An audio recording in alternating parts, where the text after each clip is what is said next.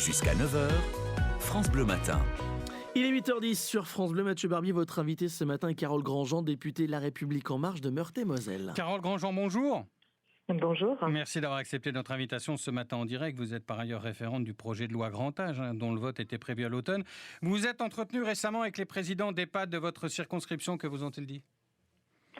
Écoutez, effectivement, j'ai déjà souhaité organiser une réunion, une conférence téléphonique, bien sûr, avec eux, déjà pour leur témoigner de mon plein et entier soutien et reconnaissance vraiment de leur métier, ainsi qu'à toutes leurs équipes qui ont été formidables sur toute la période. Et puis, ils m'ont fait le retour d'expérience, en fait, des dernières semaines qu'ils ont vécues, avec beaucoup de transparence, beaucoup de détails.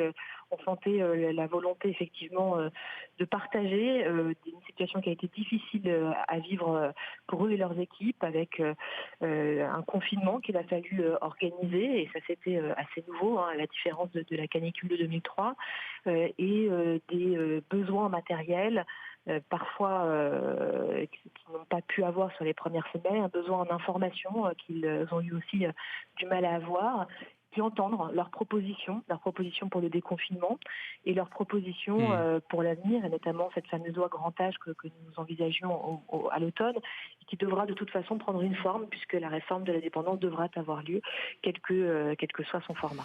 Ce constat est fait en Meurthe-et-Moselle, mais il est fait dans tous les départements du Grand Est. Exactement. Est-ce que vous regrettez que le gouvernement n'ait pas fourni du matériel et notamment des masques plus tôt aux EHPAD ? Écoutez, en tout cas, effectivement, dans les 15 premiers jours, les EHPAD n'ont pas eu de masque. Ils nous l'ont exprimé avec toutes les... Certains n'en ont toujours pas, 6 semaines après le début du confinement. Alors, les masques ont été distribués, les masques de l'ARS ont été distribués sur tout le département. Ce qui est vraiment pour nous un sujet, c'est qu'évidemment, il fallait préserver la santé des soignants qui étaient directement exposés au Covid. Et enfin, je crois que chacun l'a bien compris. Néanmoins, ce qu'il aurait probablement fallu, c'est donner des protocoles de protection alternatifs, maintenir le lien et la communication avec les EHPAD pour qu'ils puissent s'organiser en situation de priorité d'octroi des masques aux soignants directement exposés, s'assurer de la continuité des services et coordonner les acteurs. Il y a eu beaucoup de retours autour de la coordination des acteurs et de l'information. Et en ça, je crois qu'ils ont bien compris que les 15 premiers jours étaient une période assez difficile et pour lequel les stocks avaient été priorisés pour notamment les hôpitaux. Néanmoins, il aurait fallu pouvoir leur donner une méthode, alternative. Vous venez d'ailleurs d'écrire au ministre de la Santé, Olivier Véran. Vous lui avez demandé de tirer les leçons de cette crise ? Oui, au fond, ce que je propose, c'est qu'il y ait véritablement un dispositif de crise qui soit mis en place au sein des ARS. Cette année, c'était la crise du Covid. En 2003, on avait déjà la crise de la canicule, avec 15 000 personnes décédées dans les établissements EHPAD.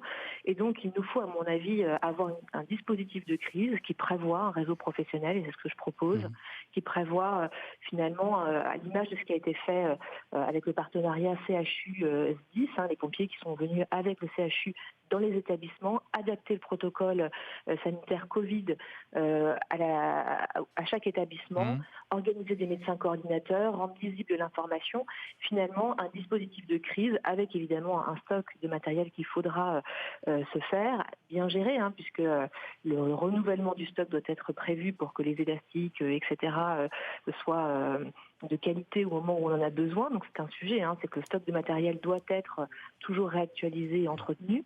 Mais ce dispositif de crise-là était manifestement insuffisamment préparé. Carole Grandjean, vous qui êtes députée de Meurthe-et-Moselle, toujours un mot sur l'avenir des EHPAD. Il y a de plus en plus d'opérations ambulatoires, on vit de plus en plus vieux dans notre pays, on a envie de plus en plus de vieillir chez soi. Les EHPAD, il y en a un peu plus de 6 000 en France.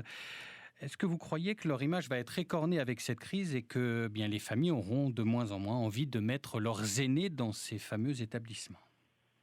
Écoutez, je crois que l'image des EHPAD doit au contraire être valorisée. Moi, ce que j'ai vu, c'est des témoignages de soignants qui ont été extrêmement mobilisés. Il y avait très peu d'absentéisme des soignants des EHPAD.